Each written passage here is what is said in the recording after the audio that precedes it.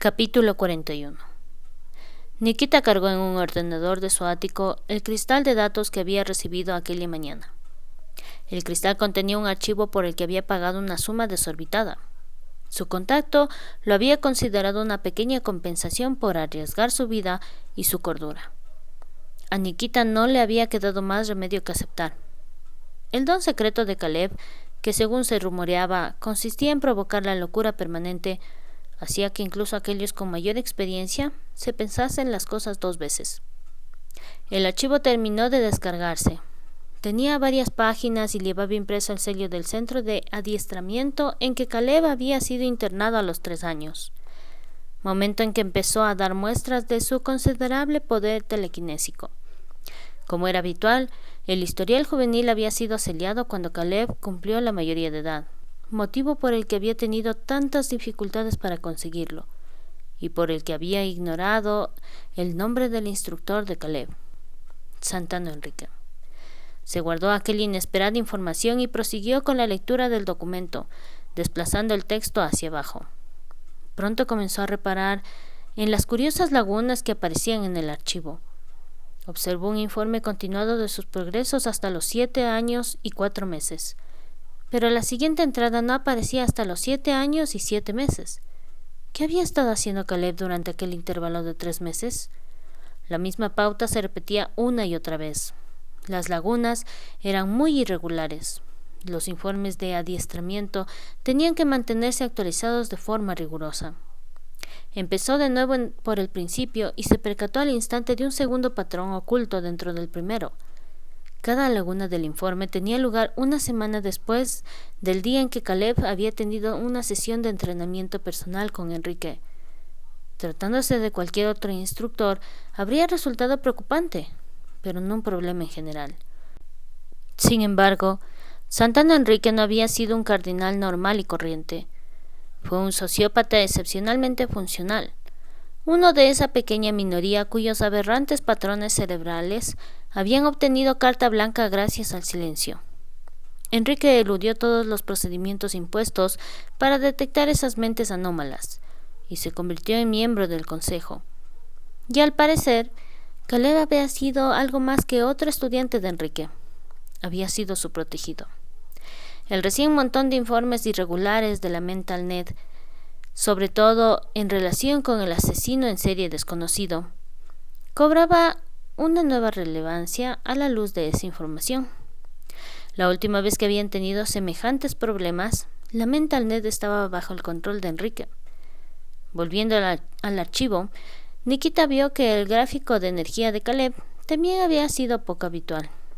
La mayoría de cardinales mantenían una progresión regular y predecible que iba de la insubordinación y la inestabilidad hasta llegar al control absoluto. Sascha, su hija, era harina de otro costal. Habría sido mucho más fácil para Nikita interrumpir el embarazo en cuanto los test in vitro mostraron una presencia casi segura de la designación E en el feto.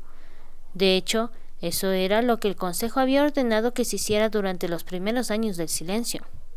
La habilidad de los CIE para sanar las heridas emocionales se había considerado superflua en una raza que carecía de emociones. Una década después, habían descubierto el concepto de correlación, una relación directa, si no científicamente probable, entre el número de CIE latentes y la estabilidad general de la población. En términos simples, a menor número de CIE, mayor número de casos de sociopatía y demencia. En la actualidad, los embarazos de CIE se llevaban a término y se les obligaba a reprimir sus habilidades bajo niveles de condicionamiento no documentados. Eso era lo que había llevado a la evolución irregular de Sascha. No había nada semejante que pudiera explicar la naturaleza del desarrollo psíquico de Caleb. A los 10 años estaba tan centrado como un adulto. Su concentración no había sufrido ninguna alteración durante el esporádico y problemático periodo de la adolescencia, pero había evidenciado un brusco declive a los 16 años. Eso habría sido un gran motivo de preocupación, salvo que Caleb se había estabilizado al cabo de un mes. A pesar de las considerables pruebas a las que le sometieron, Los IM habían sido incapaces de hallar la más mínima evidencia de trauma psíquico o físico que pudiera explicar su recaída. Nikita tenía razones para discrepar de ese diagnóstico. Tras cerrar el archivo de Caleb, abrió otro. Este había sido creado después de que el Consejo tomara conciencia del historial sociopático de Enrique. Estaban empleando todos sus recursos para elaborar una lista de pasados asesinatos que podría haber cometido el difunto consejero.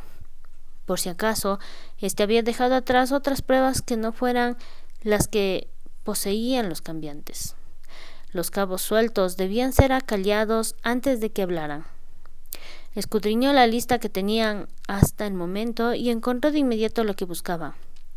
Una mujer cambiante, un cisne, había desaparecido 7 días antes del declive registrado de Caleb, y el declive había empezado aproximadamente 24 horas después de su regreso de una de aquellas inexplicables ausencias, debido a periodos que con toda seguridad había pasado con Enrique. No era un protegido, era un cómplice. Aquello podía resultar un tema problemático si algún día Caleb llegaba a perder el control de sus apetitos homicidas. Hasta entonces, Nikita continuaría trabajando con él. Cada uno de los consejeros era, en cierto modo, un asesino, solo que Caleb mataba de un modo menos oficial.